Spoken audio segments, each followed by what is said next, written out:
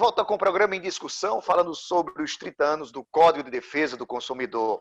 Aqui conosco está a doutora Kessia, que é superintendente do PROCON, e também o doutor Alexandre Dinoá, que representa a OAB nesse sentido do consumidor. E eu queria perguntar ao doutor Alexandre, como é que a OAB está também atuando nesse momento do isolamento social? Isso. Certamente é um momento de muitos desafios, né, para todos. Tivemos, assim como todo mundo, que se reinventar, né, porque também a nossa atuação ela passa a ser muito presencial, né, na nossa atuação ordinária, mas de forma extraordinária a gente teve que ampliar os nossos canais de comunicação, né, das nossas redes sociais, e também estreitar os laços com o próprio PROCON, notadamente o PROCON Paraíba, onde a gente tem um acesso direto, doutora Kessia, com colegas advogados que eu tenho lá também, fiscais, para a gente poder fazer, na medida do possível, operações conjuntas, ou pelo menos startar operações, né, para que a gente possa agir. Então, assim, a gente teve essa frente inicial, em termos de demandas, vamos dizer assim, nos procuraram bastante a respeito dos preços, né, principalmente de materiais, no início hospitalares, inclusive, né, o próprio álcool em gel. Algumas redes de hospitais nos procuraram, inclusive, com questão de produtos que uma caixa de máscara, eu presenciei, que eu vi uma nota, de uma compra de uma caixa de luva, perdão, que era comprado por R$ 5, R$ 6, passou para R$ 78, R$ 88, né, quando foi em março, abril, né? Então, assim, ficaram desesperados, até porque, às vezes, as verbas que vêm do governo já destinada para aquele outro preço, e quando chegou abril, chegou o dinheiro, só que não era suficiente para comprar nem um terço do material, e os pacientes estavam lá para serem atendidos, né? Então, isso aí foi uma demanda que a gente brigou e recorreu bastante para a gente tentar solucionar, né? E, obviamente, a gente teve a precaução, outro assunto que também a gente até participou da discussão na Assembleia, inclusive, foi a questão do respeito também das mensalidades, né, que é um assunto que mexeu muito aqui para Paraíba, por aqui, com certeza esteve presente e ativa nisso, né, a respeito das mensalidades de escolas, faculdades, e, enfim, foi outro assunto também muito recorrente, né, e nesse, não vou dizer, pós-pandemia, né, que muitas pessoas pensam que acabou, né, mas, na verdade, a gente está sendo indagado recentemente, a doutora Kessia, inclusive, está enfrentando essa questão, que é a questão do aumento dos preços, né, de insumos mesmo. A gente vê arroz, feijão, óleo com aumento, né, e a gente está tentando, obviamente, dialogar para entender, né? A gente não precisa fazer um sensacionalismo de que tudo está errado e tudo é ilegal. Jamais. Somos do diálogo, né, para a gente entender as duas partes. O preço, o aumento do preço excessivo, abusivo, ele é uma prática abusiva. Agora, por outro lado, né, se houver justificativas, não há problema, obviamente, desde que haja a devida fundamentação, né? Então, a nossa atuação certamente foi bem presencial, na medida do possível, né, mas certamente no diálogo, para a gente poder fazer essa congruência de interesses, né, para a gente poder ter uma discussão melhor e, obviamente, não ter nenhum prejuízo além daqueles pelos quais nós estávamos passando. Muito bom. Doutora Kessia, o CDC já está com 30 anos. Ainda é um código atual? Precisa de alguma atualização? Olha, Eri, o Código de Proteção e Defesa do Consumidor, apesar dos 30 anos, ele é atual. No entanto, alguns setores do Código, alguns temas, eles precisam ser atualizados. Por exemplo, é uma realidade que antes da pandemia, aqui no Brasil, nós tínhamos 60 milhões de endividados e 30 milhões de superendividados. Então, desde 2015, que os PROCONs de todo o Brasil, e aí também a Ordem dos Advogados do Brasil, através do Conselho Federal e das seccionais, também se juntaram ao Sistema Nacional, nós estamos tentando aprovar o PL 3515. E o que é esse PL 3515? É aquele PL que ele trata do superendividamento do consumidor, que é uma realidade que bate às nossas portas.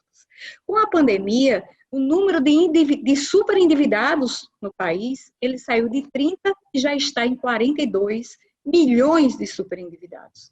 Então, graças a Deus, através de mobilização, através sempre em redes sociais, a imprensa também auxiliando, os órgãos reclamando em nome dos consumidores. Graças a Deus, já foi esse projeto, são 2 projetos que estão para atualizar, para serem votados. Já saíram, foram aprovados no Senado, vão para a Câmara dos Deputados, que são o PL 3515 e aquele que trata do comércio eletrônico. Então, pessoal, é uma coisa que é necessário essa atualização, que é necessário que o código se atualize nesse sentido. Para quê? Para poder dar uma maior proteção aos consumidores, porque é uma realidade que está posta. Como eu disse, nós continuamos protegidos. No entanto, da forma como está, por exemplo, essa alteração PL 3515 é a possibilidade, o PROCON do Estado da Paraíba, ele já faz os mutirões de renegociação de dívida, mas é uma faculdade que é dada ao PROCON ao chamamento do PROCON, eles geralmente chamam os principais credores dos consumidores e eles vêm como uma parceria. A partir dessa aprovação do PL 3515, vai estar encravado na lei, vamos chamar aquele consumidor que nós iremos tratar, aquele consumidor super endividado, nós vamos pegar todos aqueles credores, não apenas aqueles do mutirão do PROCON, mas nós iremos avaliar a situação daquele consumidor para que nós possamos tratar, porque o endividamento do consumidor, o superendividamento do consumidor, traz doença para esse consumidor. Muitas das vezes o consumidor ele torna-se inadimplente, por quê? Porque perdeu um emprego, porque teve um problema de saúde, porque mesmo separou-se e a renda diminuiu. Então, pessoal, é uma situação que muitas vezes o consumidor ele tornou-se inadimplente, não porque ele queria, mas por toda uma situação. E essa atualização, através desse PL 3515, ela vai trazer muitos ganhos para os consumidores, principalmente esses que estão impactados pela pandemia, né? Então, o PROCON, como eu falei no início, quando ele reabrir as portas à população, ele já reabre com uma sala só destinada à educação financeira. Nós temos muito tipo de educação, por exemplo, 30 anos educando o consumidor. Consumidores, você tem direito, se você comprar pela internet, a troca do produto. Se você colocar o produto, ele teve um problema, foi para assistência técnica, o artigo 18, deve haver a troca do outro igual ou similar, deve haver abatimento proporcional ou devolução do dinheiro devidamente corrigido. Mas nós precisamos nos educar para tratar das nossas finanças. Isso não foi ensinado. O PROCON faz esse trabalho de uma forma muito modesta, mas é necessário que o Brasil se volte para isso. Nós precisamos ter educação financeira para ter um futuro melhor. Muito bom. Doutor Alexandre, o que o senhor tem também a contribuir com relação a essa questão da atualização do Código de Defesa do Consumidor? Eri, justamente eu acho que esses são os 2 principais pontos, né? Há um projeto de lei, né, dessa atualização que a doutora Kessia falou, do código, mas são os 2 principais pontos, e há um terceiro de regulamentação das ações coletivas, mas é algo mais jurídico, né, processual, mas de cunho certamente regulamentar o comércio eletrônico e esse superendividamento. Esse superendividamento que vai ser acentuado agora, pós-pandemia, né, aliás, já está sendo, né, e o Estado precisa regulamentar isso para dar condições. Entendam, as pessoas que devem, certamente é uma pergunta simples de se responder, ninguém gosta de dever, ninguém quer ficar com o nome sujo, ninguém faz isso com raríssimas exceções porque quer ou por maldade. A grande maioria, de fato, é por perda de renda, né? E você tem uma opção entre pagar aquela fatura do cartão ou você comprar comida para você sobreviver, né? E certamente você vai optar por aquilo que é mais imediatista, né? E aí você pega uma bola de neve de juros, que no nosso país é muito alto, e você entra numa cadeia que você dificilmente consegue sair, né? Mesmo você arrumando emprego. Então, esse superendividamento, um projeto que inclusive eu já estudei parte dele, ele propõe, né, um planejamento de pagamento de dívida, para que se apresentem aos credores, né? É como se fosse, numa forma mais simples, é você chamar todas aquelas pessoas que você deve, colocar numa mesa e dizer, olha, eu tenho R$ 500 para pagar de dívida por mês. eu posso fazer R$ 100 com você, 200 com você, 100 com você e 100 com aquele outro. E aí a gente vai projetar e há um limite, né? Há uma discussão, né, de que há um limite de você poder pagar a dívida e estender até por 5 anos. Pelo menos isso é no projeto e tem se combatido esse prazo. Mas é aquela questão, o importante é fazer com que aquela parcela ou aquele pagamento que estava sem previsão de pagar se torne a via a fazer parte do orçamento daquela pessoa e, obviamente, uma parcela sendo paga é melhor do que uma dívida sem ser paga, né? Então, eu acho que esse superendividamento, esse projeto de lei é um clamor da sociedade, né? Tem se, assim, falado bastante com deputados e senadores sobre essa necessidade real de se aprovar isso, sobretudo agora, nesse período finalizando ou pós-pandemia, que a gente tende a ver esses números aumentando cada vez mais, né? E é interessante dizer, o superendividamento, ele não é bom para ninguém, tá? Porque não é bom para o comerciante e para aquela pessoa que está devendo, os índices de depressão, problemas familiares, inclusive ligação com suicídio, que foi uma palestra que eu assisti recentemente, é muito grande, né? Porque são pessoas que você tem seu nome, como se diz, nome sujo, você não consegue contrair nenhum empréstimo, você não consegue comprar mais nada, você fica preso a isso, né? Então, não é algo que é favorável a ninguém. Então, eu acho que é um projeto de super urgência, né? A gente está encampando essa defesa também, né? De poder ampliar isso, né?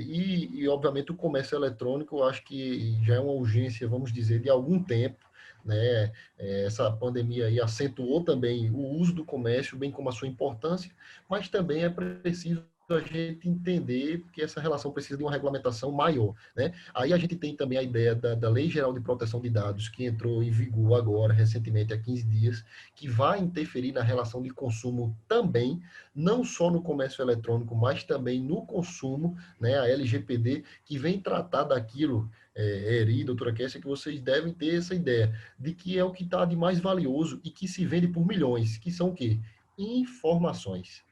Informações, você ter ideia de o perfil daquele consumidor, o que é que ele gosta de comprar, onde ele mora, o que é que ele precisa, informações privilegiadas que são vendidas por milhões. E isso hoje no Brasil vai começar a ser regulamentado para que você, naqueles seus dados, inclusive nomenclatura como dados sensíveis, né, que você não é mais obrigado a fornecer, né, aqueles termos de uso que a gente assina e eu li e concordo, que dificilmente eu vou ler, né? Isso vai ser um pouco mais dificultado e regulamentado. Então, tudo isso para a relação de consumo vai favorecer e aí, com certeza, vai atualizar o nosso código, vai vir uma nova relação para a gente poder diminuir esses superendividados, ter uma regulamentação maior no comércio eletrônico, para a gente poder dizer que o código está atualizadíssimo, né? Ele é muito atual, mas com certeza, diante das próprias evoluções da sociedade que emergem, a gente precisa de uma atualização constante, e eu creio que esses dois temas já estão no momento de ser aprovados para a gente poder celebrar essa completude do nosso código. Ok, estamos chegando já ao final do programa, mas eu queria, antes de terminar, perguntar à doutora Kessia, me parece que o PROCON vai ter uma nova sede, eu queria que a senhora falasse sobre isso. Exatamente, Eri. O governo do estado, o governador João Azevedo, sempre sensível a todos os cidadãos paraibanos, ele vai possibilitar, em breve, né, acredito que na próxima semana a gente já esteja na nova sede, né, para que nós tenhamos todo um aparato de uma maior proteção aos consumidores paraibanos, né. E aí, como um marco para esses 30 anos, não existiria melhor data do que no mês que o código completa 30 anos de existência. E lá nós teremos a educação financeira, a educação para o consumo, a fiscalização, nós teremos parcerias com várias universidades, nós vamos ter também a possibilidade de realizarmos essa educação para o consumo de uma forma toda virtualizada. Eu acho que a pandemia, ela trouxe essa possibilidade, cada vez mais, das pessoas, mesmo estando distantes, elas estarem próximas, e isso através da nossa nova sede, que ela vai estar toda equipada. O governador será mesmo? Vai ser ali, não tem a Praça da Independência, são por trás ali da casa do novo museu. Do novo museu. Isso. por trás. Por quê?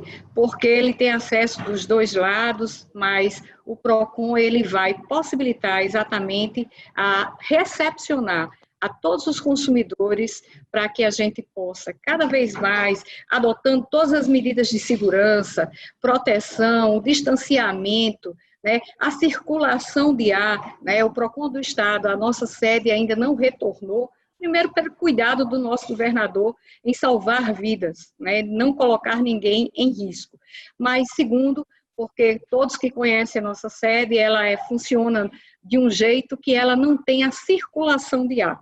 E a nova, ela vai estar toda adaptada, ela vai estar com todas as regras de segurança que os órgãos de saúde assim delineiam, para que nós possamos, já que somos um órgão fiscalizador, comecemos a fazer o papel, a tarefa de casa. Então, com toda acessibilidade é possível, nós estamos inaugurando, o governador estará entregando à população um novo instrumento para que possamos ter, com certeza, um número de consumidores bem mais assistidos e daí saírem inovações, projetos itinerantes, fazermos efetivamente com que a defesa do consumidor ela seja entregue, chegue na ponta a todos os cidadãos. Então, acredito que vai ser um marco, dentre muitos outros que nós estamos preparando durante todo este mês de entrega à população. É um mês que nós estamos fazendo de comemorações, como eu falei no início. O código é de proteção e defesa. E aí o PROCON, ele busca proteger educando, né? Através, como eu disse, de várias formas. E quando essa proteção ela é necessária, uma defesa, aí nós entramos através da fiscalização, através dos processos dos consumidores que ingressam junto às nossas unidades. Ok, doutora Kessia, muito obrigado pela sua entrevista, sempre esclarecedora. A gente agradece a sua participação. Eu aqui agradeço, Eri, Alexandre de Noá, é sempre um prazer, meu amigo, estar do seu lado, ao lado da Comissão de Defesa do Consumidor, e principalmente ao lado do consumidor. No PROCON nós temos um slogan, o consumidor em primeiro lugar. E realmente, o PROCON existe para atender a todos os consumidores. Com a nossa sede, com certeza, aquele consumidor que não tem a possibilidade daquela contato através da internet, ele vai ser atendido com todo carinho, com todas as regras de segurança, o PROCON vai estar ao lado de todos os consumidores. Ok, obrigado, doutora Kessia. Doutor Alexandre, meu obrigado também pela sua participação.